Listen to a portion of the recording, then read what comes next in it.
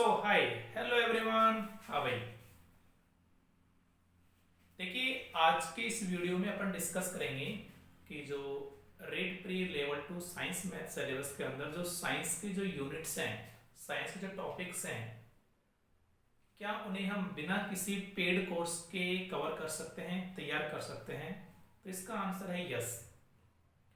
बस शर्त इतनी सी है, आपके पास क्लास 6 से लेकर के 10 तक की एनसीईआरटी बुक होनी चाहिए। आज अपन एक एक यूनिट, एक एक टॉपिक को ये बताएंगे कि किस क्लास के कौन से लेसन से आपको कवर करना है। देखो, यदि आप लोग एनसीईआरटी बुक से निकाल लेंगे ना, तो आपका 90% से ऊपर सिलेबस कवर हो जाएगा। इसमें कतई दोहराई नहीं है कि चाहे रेट प्री का एग्जाम हो, चाहे रेट मेंस का एग्जाम हो, 2 या 3 क्वेश्चन को छोड़ करके सारे के सारे क्वेश्चन आपके क्लास 6 से लेकर के 10 तक की एनसीईआरटी बुक से ही आते हैं। भले ही क्वेश्चन कितना ही लेंथी हो, कितनी ऑप्शन किसी भी हिसाब से घुमा दे, लेकिन क्वेश्चन आपका 6 से लेकर के 10 तक की बुक का ही होगा। यदि उन टॉपिक्स को सिलेबस के हिसाब से आपने अच्छे से कवर कर लिया तो क्वेश्चन आपका गलत नहीं होगा।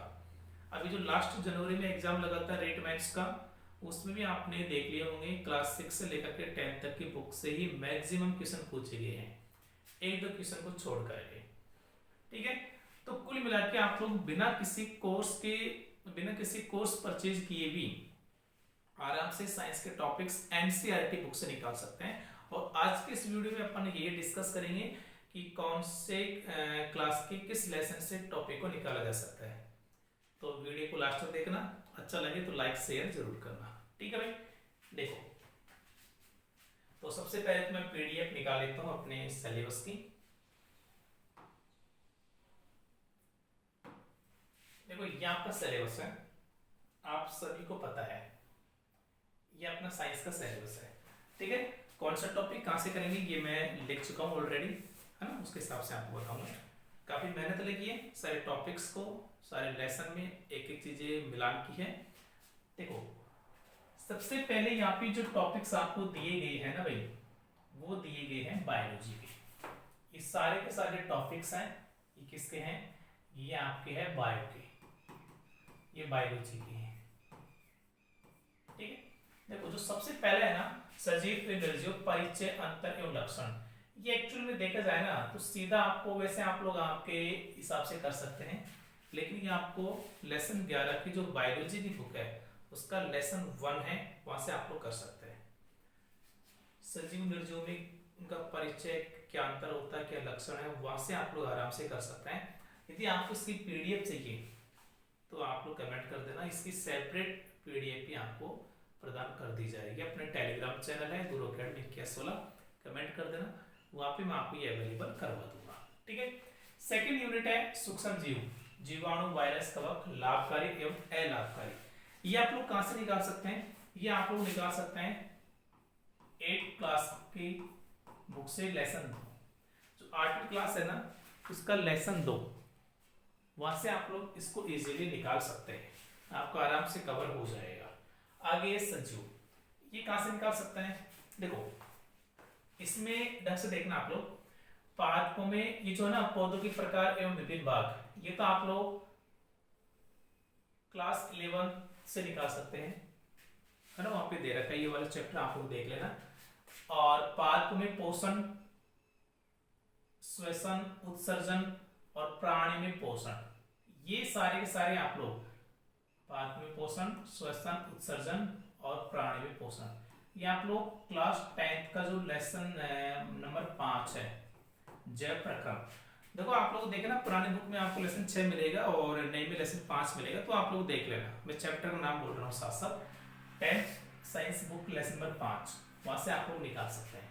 इसके अलावा ये जो पादपों में पोषण है ना, ये आप लोग 7th क्लास का लेसन नंबर 1 है, 7th क्लास का लेसन नंबर 1, वहां से भी आप लोग निकाल सकते हैं।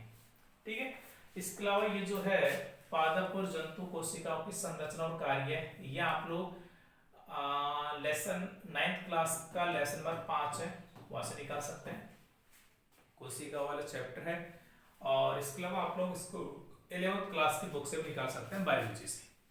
ठीक है, लेकिन इतना सफिशिएंट है मेरे हिसाब से, कोई दिक्कत नहीं, ज्यादा 11वीं तक पढ़ने की आवश्यकता नहीं है। 11th क्लास में तो वही टॉपिक वही यूनिट देखने जो आप लोग 6 से 10 तक में कवर ना हो, है ना, वही यूनिट देखनी बस आपको। आगे देखो, मानव शरीर एवं स्वास्थ्य, ये आप लोग कहां से देख सकते हैं, ये आप लोग देख सकते हैं 8वीं क्लास का लेसन 2, 8 क्लास का लेसन 2 आप लोग देख सकते हैं। ठीक है, देखो इतने आप लोग कर लेंगे ना तो आपका बेसिक भी कवर हो जाएगा, टॉपिक्स भी आपके हो जाएंगे, और फिर आप लोग किसी गाइड बुक को सजेस्ट कर सकते हैं, वो कोई दिक्कत वाली बात नहीं है ना।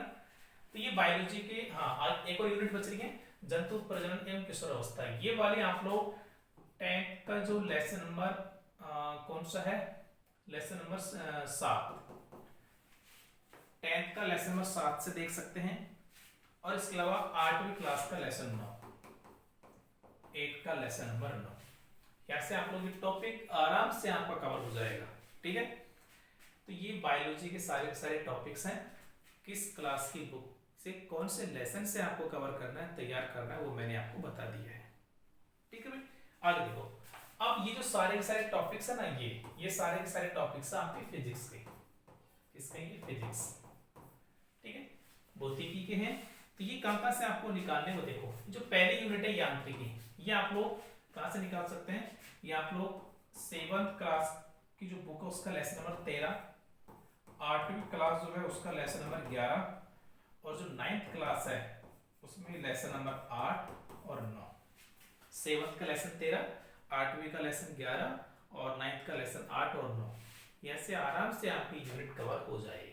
ठीक है, अगली यूनिट है एनर्जी ऊर्जा, ये कहां से निकाल सकते हैं आप लोग, 9th क्लास का लेसन नंबर 11 है, 9th का लेसन नंबर 11 और 10th का लेसन नंबर 14। एक बात ध्यान रखना कि जो नई बुक में लेसन 13 ही है 10th के अंदर, लेकिन आप लोग सिलेबस चेंज होने से पहले की बुक देखना, उसमें 15-16 चैप्टर हैं, तो उस हिसाब से देखना लेसन नंबर 14 आपका।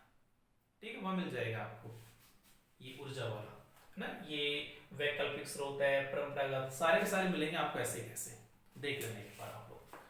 आगे है ताप एवं ऊष्मा, ये आप लोग कहां से निकालेंगे, देखो ये आप लोग निकालेंगे, मैं यहाँ पे लिख रहा हूं 6ठी क्लास का लेसन नंबर 7, ठीक है, 7वीं क्लास का लेसन नंबर 4 और 9th क्लास का लेसन नंबर 1। अब ध्यान रखना 9th क्लास का जो लेसन 1 है ना, इसमें आपको डायरेक्ट नहीं मिलेगा, लेकिन कुछ क्वेश्चन दे रखे हैं टेम्परेचर चेंज के, जैसे डिग्री सेंटीग्रेड को डिग्री फ़ारेनहाइट में चेंज करो, केल्विन में चेंज करो, ऐसे ना कुछ क्वेश्चन दे रखे हैं, तो वहां पे सूत्र लगता है।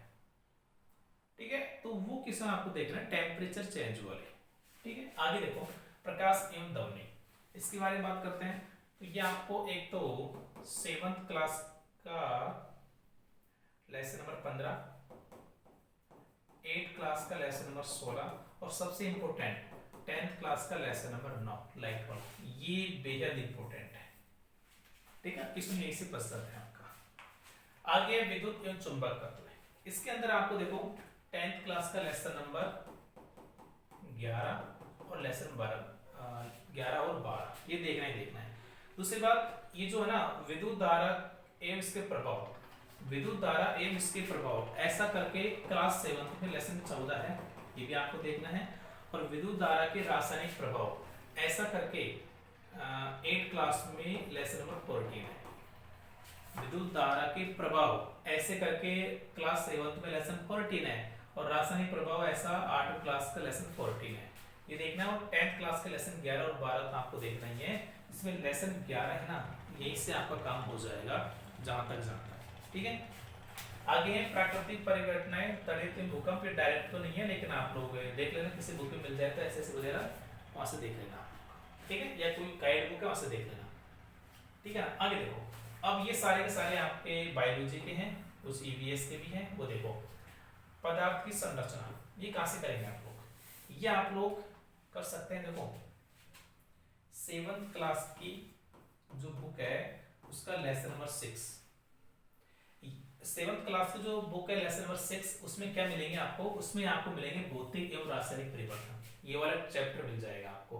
ठीक है, और इसके अलावा 9th क्लास की जो बुक है उसमें आपको लेसन नंबर 2, 3 और 4 ये देखना है। जिसमें से जो लेसन नंबर 2 है ना 9th क्लास का, इसमें आपको क्या मिलेंगे, इसमें आपको पदार्थों का पृथक्करण करने की विधियां मिलेंगी, है ना, वाष्पीकरण है, निस्पंदन है, ऐसी जो विधि होती है ना वो विधि आपको मिल जाएगी 9th क्लास का लेसन 2 में, ये विधि मिल जाएगी। परिवर्तन आपको मिल जाएगा 7th क्लास के लेसन 6, बाकी लेसन 2 3 4 9th क्लास की बुक में मिल जाएगी।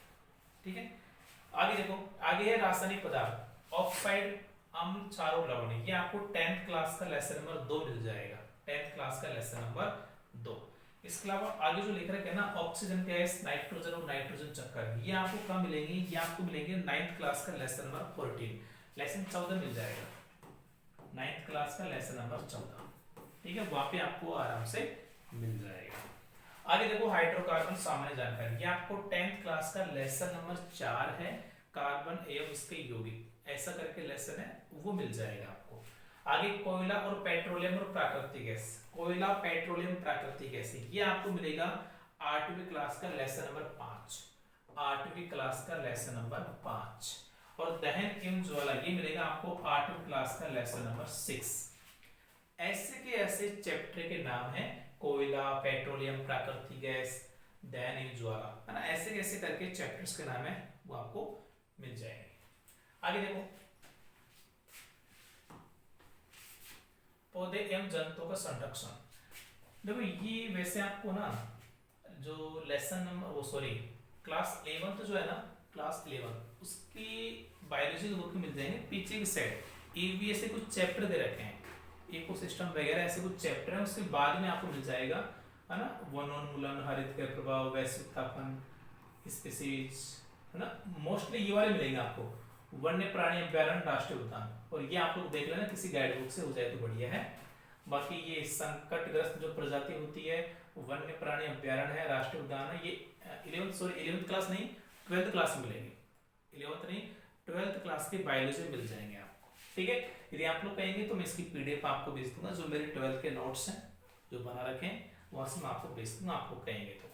अगली यूनिट है कृषि प्रबंधन, एग्रीकल्चर मैनेजमेंट की, कृषि पद्धतियां, फसलों के प्रकार व उदाहरण, ये आपको क्या मिलेगा 8वीं क्लास का लेसन 1, 8th क्लास का लेसन 1, और 9th क्लास में आपको मिल जाएगा लेसन नंबर 15, है ना, पुरानी बुक देखना उसमें लेसन 15 है वो आपको मिल जाएगा। ठीक है, कुछ कुछ एग्जाम्पल फसलों के प्रकार मिल जाएंगे आपको।